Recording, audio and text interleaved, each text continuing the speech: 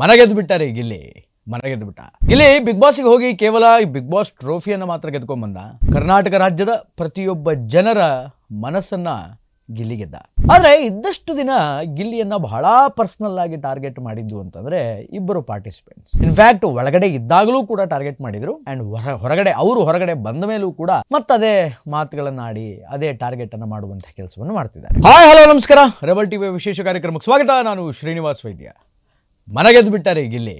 ಮನಗೆದ್ದು ಬಿಟ್ಟ ಗಿಲ್ಲಿ. ಬಿಗ್ ಬಾಸ್ಗೆ ಹೋಗಿ ಕೇವಲ ಈ ಬಿಗ್ ಬಾಸ್ ಟ್ರೋಫಿಯನ್ನು ಮಾತ್ರ ಗೆದ್ಕೊಂಡ್ಬಂದ ಅಥವಾ 50 ಲಕ್ಷ ಮಾತ್ರ ಗೆದ್ಕೊಂಡ್ಬಂದ? ನೋ, ಕರ್ನಾಟಕ ರಾಜ್ಯದ ಪ್ರತಿಯೊಬ್ಬ ಜನರ ಮನಸ್ಸನ್ನ ಗಿಲ್ಲಿ ಗೆದ್ದ. ಆ ಕಾರಣಕ್ಕೆ ಗಿಲ್ಲಿಗೆ ಕೋಟ್ಯಾಂತರ ಓಟ್ಗಳು ಬಂತು. ಅದಾದ ಮೇಲೆ ಬಿಗ್ ಬಾಸ್ ಸೀಸನ್ 12ರ ವಿಜಯ ಪತಾಕಿಯನ್ನು ಆತ ಹಾರಿಸ್ತಕ್ಕಂಥವನಾದ. ಆ ಟ್ರೋಫಿಯನ್ನು ಕೈಯಲ್ಲಿ ಹಿಡ್ಕೊಂಡ. ಇನ್ಫ್ಯಾಕ್ಟ್ ಜನಗಳನ್ನು ಎಂಟರ್ಟೈನ್ಮೆಂಟ್ ಮಾಡಬೇಕು, ಜನಗಳಿಗೆ ಖುಷಿ ಕೊಡಬೇಕು. ಬಿಗ್ ಬಾಸ್ ಕೊಟ್ಟಿರುವಂತಹ ಟಾಸ್ಕನ್ನು ಎಕ್ಸಾಕ್ಟಾಗಿ ನೀಟಾಗಿ ನಿಭಾಯಿಸ್ಕೊಂಡು ಹೋಗಬೇಕು. ಟಾಸ್ಕಲ್ಲಿ ಗೆಲ್ಲಬೇಕು. ಆಗ ಮಾತ್ರ ನಾನು ಈ ಹಂತಕ್ಕೆ ಬರೋಕ್ಕೆ ಸಾಧ್ಯ ಅನ್ನುವಂಥದ್ದನ್ನು ಬಹಳ ಸ್ಟಿಕ್ ಆನ್ ಮಾಡ್ಕೊಂಡ್ಬಿಟ್ಟಿದ್ದ ಗಿಲ್ಲಿ. ಅದರ ಪ್ರಕಾರನೇ ಗಿಲ್ಲಿ ಬಿಗ್ ಬಾಸ್ ಮನೆಯಲ್ಲಿ ಇದ್ದಂತಹ ದಿನಗಳಷ್ಟೂ ಕೂಡ ಅದೇ ರೀತಿಯಾದಂಥ ಆಟವನ್ನು ಪ್ರದರ್ಶನ ಪಡಿಸಿದ, ಅದೇ ರೀತಿಯಾದಂತಹ ಗೇಮನ್ನು ಆಡಿದ. ಒಂದು ಒಳ್ಳೆ ಎಂಟರ್ಟೈನಿಂಗ್ ಫ್ಯಾಕ್ಟರ್ ಗಿಲ್ಲಿ ಅಂತ ಹೇಳಿದರೆ ತಪ್ಪಾಗಲಿಕ್ಕಿಲ್ಲ. ಯಾಕಂತಂದರೆ ಪದೇ ಪದೇ ನಾನು ಹೇಳ್ತಾ ಇರ್ತೀನಿ, ಆ್ಯಂಡ್ ಎಲ್ಲರೂ ಹೇಳೋದು ಕೂಡ ಅದೇ, ಆತನ ಸ್ಪಾಂಟೇನಿಯಸ್ ಮಾತುಗಳು, ಆತನ ಕಾಮಿಡಿ ಪಂಚಿಂಗ್ಗಳು, ಆತ ಒಂದು ದೊಡ್ಡ ವಿಚಾರವನ್ನು ಲೈಟರ್ ನೋಟಲ್ಲಿ ತೆಗೆದುಕೊಂಡು ಅದನ್ನು ಕಾಮಿಡಿಯಾಗಿ ಟರ್ನ್ ಮಾಡಿ ಜನಗಳಿಗೆ ಉಣಬಡಿಸುವಂಥದ್ದು, ಅದೆಲ್ಲವೂ ಕೂಡ ಜನರ ಮನಸ್ಸನ್ನು ಸೆಳೆಯುವಂತಹ ಒಂದು ಆಕರ್ಷಣೀಯ ವಿಚಾರಗಳು ಅದೆಲ್ಲ. ಸೊ ಆ ಒಂದು ನಿಟ್ಟಿನಲ್ಲಿ ಗಿಲ್ಲಿ ಅನೇಕ ಜನರಿಗೆ ತುಂಬ ಇಷ್ಟ ಆಗಿಬಿಟ್ಟ. ಆಗೇನೋ ಇಷ್ಟ ಆದ ಗಿಲ್ಲಿ. ಬಿಗ್ ಬಾಸ್ ಸೀಸನ್ ಮುಗೀತು, ಫೈನಲ್ ಆಯಿತು, ಗಿಲ್ಲಿ ವಿನ್ನರ್ ಆದ. ನೋಡಿ, ಬಹುತೇಕ ಬಿಗ್ ಬಾಸ್ ಹಿಂದಿನ ಸೀಸನ್ಸ್ಗಳನ್ನು ನಾವು ನೋಡಿದಾಗ ಫಿನಾಲೆ ಆದಮೇಲೆ ಯಾರೂ ಅದರ ಬಗ್ಗೆ ಬಹಳ ಚರ್ಚೆ ಮಾಡೋಕ್ಕೆ ಹೋಗಲ್ಲ. ಫಿನಾಲೆ ಆದಮೇಲೆ ಸರಿ ಆಯ್ತಲ್ಲ, ಸರಿ ಓಕೆ ಇವರು ವಿನ್ನರ್ ಆದ್ರೆ ಫೈನ್, ಓಕೆ, 1 ದಿನ 2 ದಿನ ಮ್ಯಾಕ್ಸಿಮಮ್ 3 ದಿನ ಅದರ ಬಗ್ಗೆ ಆಲೋಚನೆ ಮಾಡ್ತಾರೆ, ವಿನ್ನರ್ ಬಗ್ಗೆ ಮಾತಾಡ್ತಾರೆ, ಹಾಕ್ತಾರೆ, ಅವ್ರನ್ನ ಅಲ್ಲಿ ಕರೀತಾರೆ, ಇಲ್ಲಿ ಕರೀತಾರೆ, ಅಲ್ಲಿಗೆ ಎಷ್ಟು ಹಾಕ್ತಾರೆ, ಇಲ್ಲಿಗೆ ಎಷ್ಟು ಹಾಕ್ತಾರೆ, ಅಲ್ಲಿಗೆ ಮುಗೀತು ಅಷ್ಟೇ. ಆದರೆ ಹತ್ರ ಫಿನಾಲೆ ಮುಗಿದು ಒಂದು ವಾರ ಮೇಲೆ ಆಗ್ತಾ ಬಂತು. ಇನ್ನೂ ಕೂಡ ಗಿಲ್ಲಿಯ ಹಾವಳಿ ಎಲ್ಲೂ ಕೂಡ ಕಡಿಮೆ ಆಗಿಲ್ಲ. ಈಗ ಮೆಲ್ಲಗೆ ಗಿಲ್ಲಿ ಒಂದೊಂದೇ ಇಂಟರ್ವ್ಯೂವಲ್ಲಿ ಕಾಣಿಸ್ಕೊಳ್ಳೋದಕ್ಕೆ ಶುರು ಮಾಡಿದ್ದಾರೆ. ಒಂದೊಂದೇ ಇಂಟರ್ವ್ಯೂಸ್ಗಳಲ್ಲಿ ಕಾಣಿಸ್ಕೊಳ್ಳೋದಕ್ಕೆ ಶುರು ಮಾಡಿದ್ದಾನೆ. ಆದರೆ ಇದ್ದಷ್ಟು ದಿನ ಗಿಲ್ಲಿಯನ್ನು ಬಹಳ ಪರ್ಸ್ನಲ್ ಆಗಿ ಟಾರ್ಗೆಟ್ ಮಾಡಿದ್ದು ಅಂತಂದರೆ ಇಬ್ಬರು ಪಾರ್ಟಿಸಿಪೆಂಟ್ಸ್. ಇನ್ಫ್ಯಾಕ್ಟ್ ಒಳಗಡೆ ಇದ್ದಾಗಲೂ ಕೂಡ ಟಾರ್ಗೆಟ್ ಮಾಡಿದರು ಆ್ಯಂಡ್ ಹೊರಗಡೆ ಬಂದ ಮೇಲೂ ಕೂಡ ಮತ್ತದೇ ಮಾತುಗಳನ್ನು ಆಡಿ ಅದೇ ಟಾರ್ಗೆಟನ್ನು ಮಾಡುವಂಥ ಕೆಲಸವನ್ನು ಮಾಡ್ತಿದ್ದಾರೆ. ಒಬ್ಬರು ಗಿಲ್ಲಿ ಜೊತೆ ಟಾಪ್ 6 ಫೈನಲಿಗೆ ಬಂದಂಥ Ashwini Gowda and another one is doc Satish ಮಾತುಗಳನ್ನು ಅನೇಕ ಜನ ಸೀರಿಯಸ್ ಆಗಿ ತೆಗೆದುಕೊಂಡಿಲ್ಲ. ಒಂದು, ಎರಡನೇದ್ದು, ಆ ವ್ಯಕ್ತಿ ಆಡುವಂತಹ ಮಾತುಗಳಿಂದ ಉದ್ವೇಗಕ್ಕೊಳಗಾದಂತಹ ಗಿಲ್ಲಿ ಫ್ಯಾನ್ಸ್ ಡಾಕ್ ಸತೀಶ್ ಅವರ ವಿರುದ್ಧ ಒಂದು ಸ್ವಲ್ಪ ಮಾತಾಡೋದಕ್ಕೆ ಪ್ರಾರಂಭ ಮಾಡಿದರು. ಆಮೇಲೆ ಡಾಕ್ ಸತೀಶ್ ಅವರ ಸ್ಟೇಟ್ಮೆಂಟ್ ಕೂಡ ಹಾಗೆ ಇತ್ತು, ಎವ್ರಿಥಿಂಗ್ ಈಸ್ ಎ ಗೇಮ್. ಒಂದು ಆಟ ಅಂತಂದಮೇಲೆ ಅಲ್ಲಿ ಸೋಲು ಗೆಲುವು ಅನ್ನುವಂಥದ್ದು ಇರುತ್ತೆ. ಸೋತ ಮೇಲೆ ಯಾರೂ ಕೂಡ ಕಾರಣಗಳನ್ನು ಕೇಳಲ್ಲ, ಯಾಕೆ ಸೋತ್ರಿ ಅಂತ.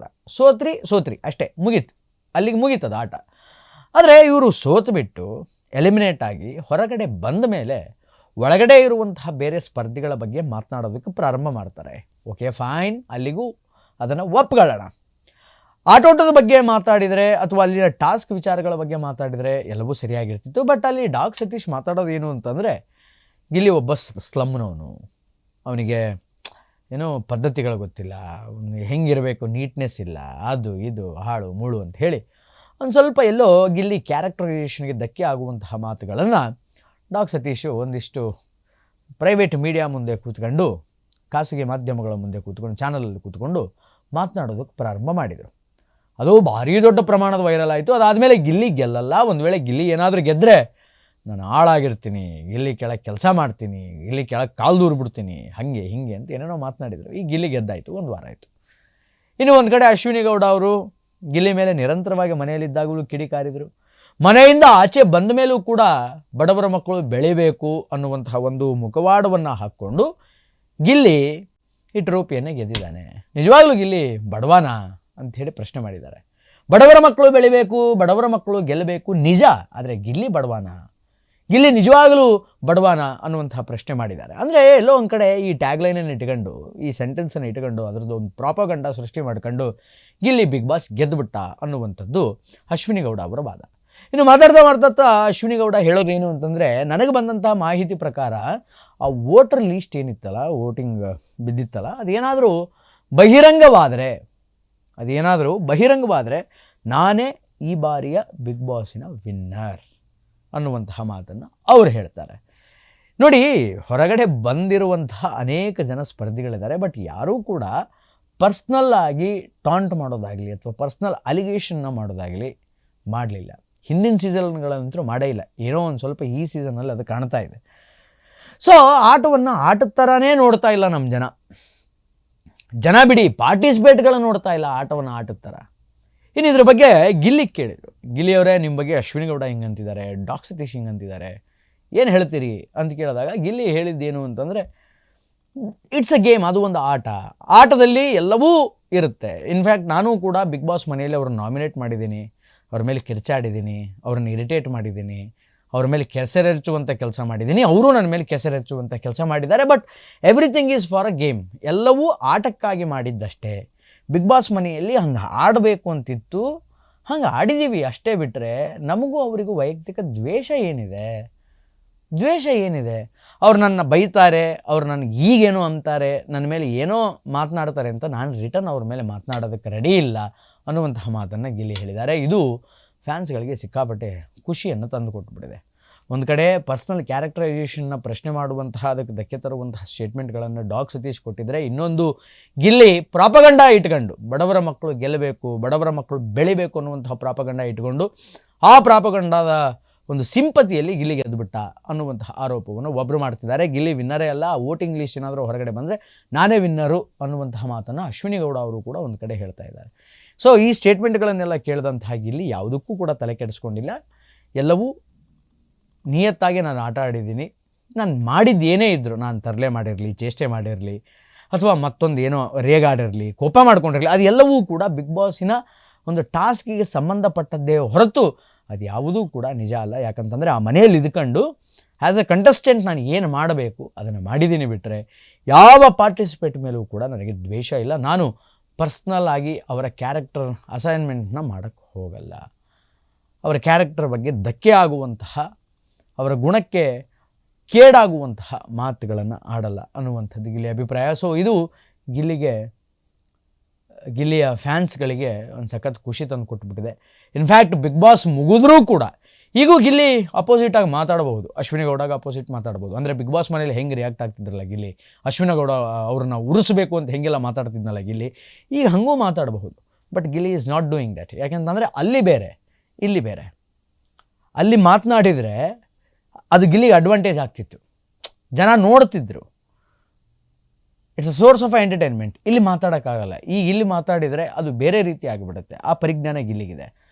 ಸೊ ಆ ಒಳಗಿನ ವೈಬನ್ನು, ಒಳಗಡೆ ಏನು ಒಂದು ವೈಬ್ ಇತ್ತಲ್ಲ, ಆ ವೈಬನ್ನು ಗಿಲ್ಲಿ ಹೊರಗಡೆ ಬಂದ ಮೇಲೆ ಕ್ಯಾರಿ ಮಾಡ್ತಿಲ್ಲ.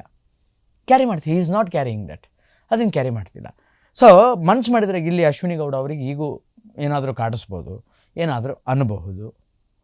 ಡಾಕ್ ಸತೀಶ್ ಅವರಿಗೂ ಏನಾದರೂ ಅನ್ನಬಹುದು. ಅಷ್ಟು ಎಕ್ಸ್ಟ್ರಾರ್ಡಿನರಿ ಸೆನ್ಸ್ ಆಫ್ ಹ್ಯೂಮರ್ ಇದ್ದಂತಹ ಗಿಲ್ಲಿ ಹೊರಗಡೆ ಬಂದ ಮೇಲೆ ಏನೂ ಅನ್ನೋಕ್ಕಾಗದೇ ಇರೋಂಗಾಗುತ್ತೆ. ಬಟ್ ಅನ್ನಲ್ಲ, ಯಾಕಂತಂದರೆ ಅದನ್ನೇ ಹೇಳ್ತಾ ಇರೋದು ಗಿಲ್ಲಿ, ಅಲ್ಲೇ ಬೇರೆ ಇಲ್ಲೇ ಬೇರೆ. ಆದರೆ ನೀವುಗಳು ಅಲ್ಲೂ ಒಂದೇ ಇಲ್ಲೂ ಒಂದೇ ಅಂದ್ಕೊಂಡು ಅಲ್ಲಿ ವೈಬನ್ನೇ ಇಲ್ಲಿ ತಂದು ಇಲ್ಲಿ ಹೆಂಗೆ ಬೇಕಾದಂಗೆ ಮಾತಾಡ್ತಿದ್ದೀರಿ. ಅದನ್ನು ಮಾಡಬೇಡಿ.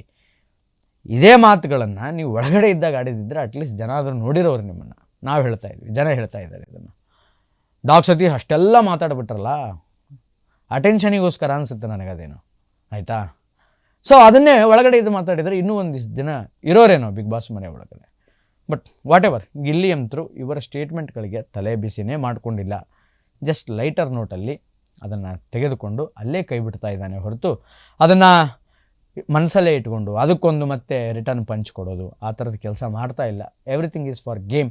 ಅವ್ರು ಏನಂದರೂ ನಂಗೆ ಬೇಜಾರಿಲ್ಲ ಅಂತ ಹೇಳಿದ್ದಾನೆ. ಒಟ್ಟಾರೆಯಾಗಿ ಇದು ಈ ಹೊತ್ತಿನ ವಿಶೇಷ. ನಿರಂತರ ಸುದ್ದಿಗಾಗಿ ನೋಡ್ತಾ ಇರಿ ರೆಬಲ್ ಟಿವಿ. ನಮಸ್ಕಾರ.